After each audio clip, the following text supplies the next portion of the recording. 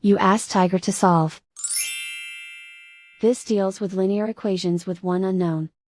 The final result is x equals 5/3. Let's solve it step by step. Group all constants on the right side of the equation. Add -32/5 to both sides. Combine the fractions.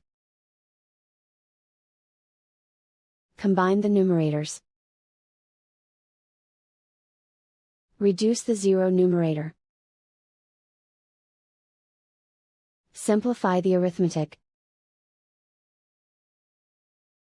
Find the lowest common denominator. Multiply the denominators. Multiply the numerators. Combine the fractions. Combine the numerators. Find the greatest common factor of the numerator and denominator.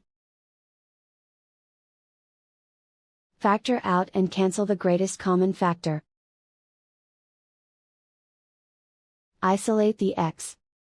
Multiply both sides by inverse fraction 5/8.